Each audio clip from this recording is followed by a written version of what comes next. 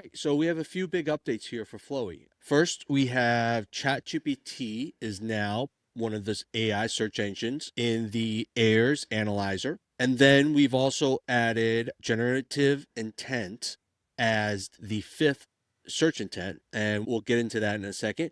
And then we're also grabbing the fan out search queries from all the AI search engines themselves. So we're not creating something where we're trying to estimate or guesstimate what the AI search engines are using. We're actually getting it from the search engines themselves.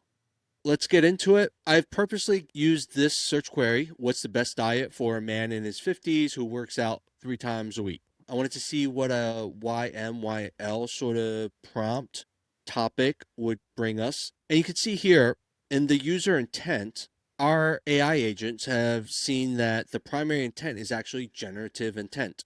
And we have a nice little handy intent definitions legend down here. And you could see generative is getting AI to search, synthesize, and respond with a tailored, ready to use content. So it's not just finding the steps and giving you information so that you do it yourself. You're actually asking AI and ChatGPT or Claude or Gemini, whatever your favorite AI search engine is, and chatting with it and getting a plan for the best diet for a man in his 50s, right? And the secondary intent here is also informational.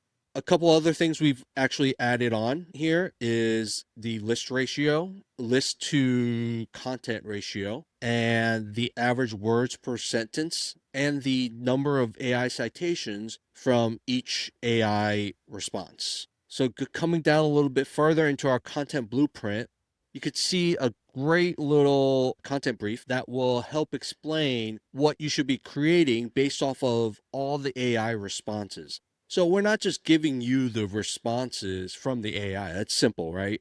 You can do it yourself, and not that you want to, but you can open up 8 tabs. Then you can put in the query yourself and track each one. And then you can analyze it. But our, Flowy does that all for you. So based off of all the AI responses, sources, we're distilling everything down into a nice content brief that you can use to help you get cited. What's the unique angle for this piece of content? What kind of things should we create? So you can see here, the format is a comprehensive guide with embedded personalization tool, TLDR, plus persona calculator, plus downloadable 7-day meal plans and grocery lists, plus an expandable evidence grounding block. It's a lot, right? But your target, the person asking this initial query, what's the best diet for a man in his 50s who works out 3 times a week? It's pretty specific. And for an AI to want to cite you, you've got to get pretty specific yourself. Now, let's come down here a little bit more. So we had priority keywords and we had key entities before. These are all the keywords and entities that the AI search engines would return to you. So we have the core keywords, the ones that are commonly used in the responses. We have the supporting keywords, less commonly used, but still used, organizational entities and brand entities that are mentioned throughout. But here's the cool stuff. The fan out search queries used. You can see all these different search queries that are used. We see the tools that gave us fan out search queries are ChatGPT, Perplexity, Claude, Gemini, and OpenAI Web. Just to be clear, OpenAI Web and ChatGPT are 2 different sources. So OpenAI Web Search is the API and ChatGPT is ChatGPT.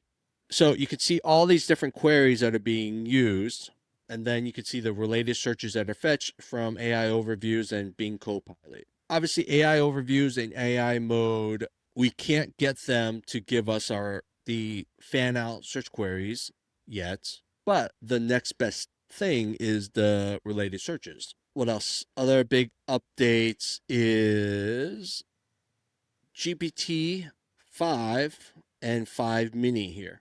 All right. So we didn't immediately add GPT-5. We didn't just plop it into Flowy. We actually did a lot of testing because this is a different AI model, LLM model, than the previous version. This one's a reasoning model. So there are certain levels and parameters. There's a verbosity and there is a reasoning effort. In the reasoning effort, they're promoting a lot the minimal reasoning effort. And, obviously it takes less time, it's very quick, but the quality of the output is pretty minimal too. So we actually did a lot of tweaking. There are areas, depending on the tool and the feature that you're doing in Flowy, we either use the low or the medium reasoning efforts. So if you find yourself using GPT-5 and it feels slow, it's because we're actually using a higher reasoning effort. So the longer it takes, it could be the reasoning effort's a lot higher. So it's really thinking about what to output. Try different things. We still have all the previous versions, the GPT 4.1, 4.0, the minis, and then O3 and O4 mini. We might remove the O3 O4 mini eventually because the output from the GPT-5 mini is actually really good. We've done so much tweaking with the parameters in setting up GPT-5 mini that, the O3 mini and O4 mini don't really make sense anymore because they also cost more credits. And then we still have the Claude and Gemini. But for everything that we're doing here with creating topical maps and the research and the analysis, the models here are the ones that do really well. All right, that's it for this Flowy update. Sign into Flowy, try them out, hit us up if you ever have any questions.